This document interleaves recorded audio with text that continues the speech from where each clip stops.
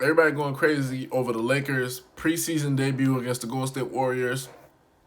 Everybody has high expectations, setting extremely high expectations for this team to really come out of the West and do some things, win a championship.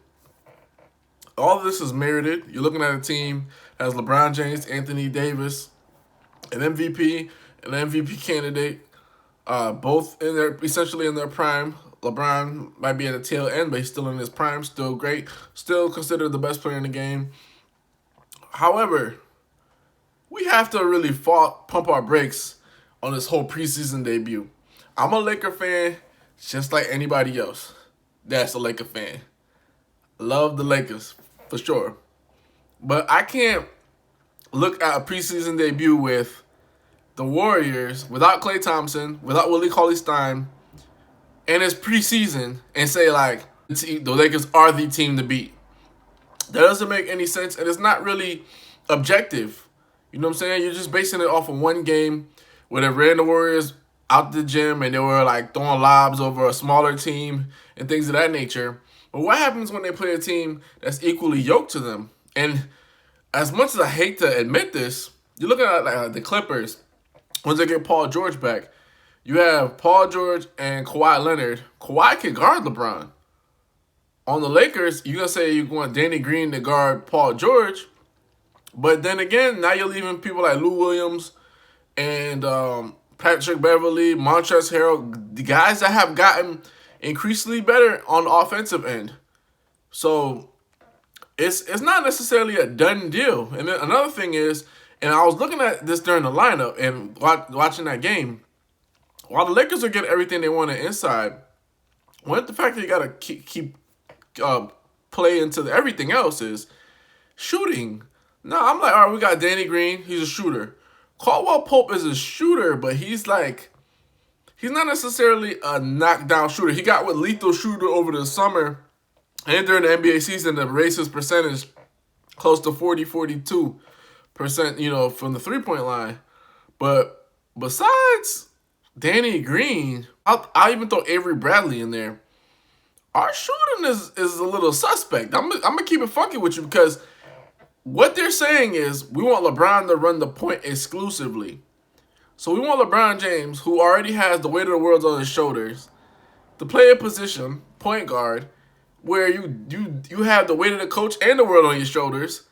We want him to chase people around screens, chase people like Steph, Patrick Beverley, name any guys that shoot off screens, basically. We want LeBron to be guarding Russell Westbrook, stuff like that. Chasing athletic point guards, trying to fight through screens, taking a beating on the screens. And never mind the conditioning you have to be in. I mean, LeBron is in great condition, but we all seen times where he's like, I'm going to take this play off on defense. So we want him to consistently do that off screens and things of that nature. And then you're wanting LeBron to shoot more threes. I think this year he's going to have to shoot a whole heck of a lot more threes than ever in his career. And what happens is, even though if you improve your shooting, essentially you regress to your mean. You know what I'm saying? Like, you can practice, you get better. But there's a median that you're going to have. Like, it's just something that, we can't ignore. And if Danny Green is like the main guy to space the floor, and they said Anthony Davis and LeBron James are essentially going to start every game, everybody else is interchangeable. If Rondo's going to be a starting point guard, or he's going to, I guess you're starting two guard, LeBron, Rondo, and Anthony Davis, right then and there, the teams can shrink the floor on you. And I feel like if a team gets hot, and we've seen this before. We've seen this with Dallas Mavericks when they played the Miami Heat. Shooting-wise, they got hot. Jason Kidd, Jason Terry, Dirk Nowitzki.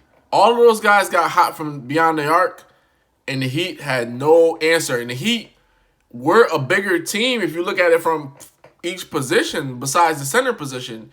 They had Bosh, Wade, and LeBron. These guys were huge, length, athleticism, barreling down on guys, and they lost that series because they couldn't get hot shooting-wise. So shooting-wise, it's incumbent upon the Lakers to really understand that there is a limitation shooting the ball. And I watching that game, the way that they went inside, and I know it makes perfect sense to go inside on a smaller team. But when you're facing teams that have just as much height as you do, we're talking about the Denvers. We're talking about the Clippers. We're talking about, I would say the Rockets might be up there. We're talking about the Rockets. When you're facing a team that has just as much height as you do, that's going to be a problem because now it becomes a perimeter game. While you can break people down off the dribble, you still got to hit shots. And I don't really... LeBron is a creator for open shots, but we only have one guy that's you're really like, oh shit, we don't leave him open. That's only one guy. And I'm just going to keep it funky. Like Caldwell Pope is a good shooter. I think Avery Bradley is a good shooter. But I don't see those guys consistently like your Steve Kerrs, your Mike Millers, your Kyle Korvers. I don't see them, or JJ Reddick's. I'm not seeing that in those guys other than Danny Green. Even Danny Green in the finals went through a horrible slump. So I'm going to pump my brakes on that. But they do look good. I think it's really disrespectful to have them top 4 in the West and not top 2 because they do have the best player in the game. And then you add Anthony Davis to the mix. Anthony Davis, when he had help, guys, you guys remember this. They swept the Blazers team that was ranked, I think it was like a 4 or 5 seed or something like that, 3-6 seed. They upset the Blazers. They swept them. That's when he had help. So now he has a lot more help. He's playing with LeBron.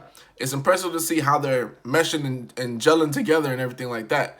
So that team is a dangerous team, but they're a big team. And I think what they have to do is they have to look at team history with big teams. So, like, to me, when I look at it, I'm thinking Houston Rockets, circa 94, 95.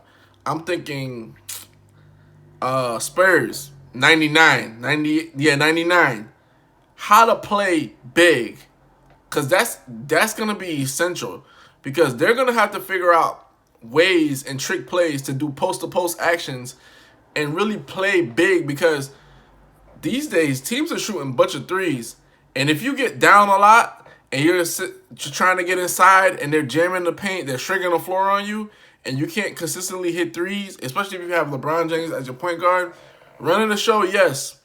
Defending, okay. But consistently shooting 40% from 3, I don't see it. I don't see it for LeBron because that's just not his game. And that being said, it's just like, that's what you have to contend with the Rockets, the Clippers. You know, Clippers got snipers. Shamet, Paul George, Kawhi Leonard is good from 3. You know, Lakers, not only do you have to defend that, you have to hit threes at an equal clip. And, you know, I know they could beat the Rockets easily because James Harden has shown a propensity to fold. That's not a problem. But when you're facing teams, you know, and people might laugh when you're like saying Denver or Portland, that's another one. Am I expecting LeBron James to really lock Damian Lillard up? No, and then I'm not expecting Rondo to do it either. So that being said, you know what I'm saying?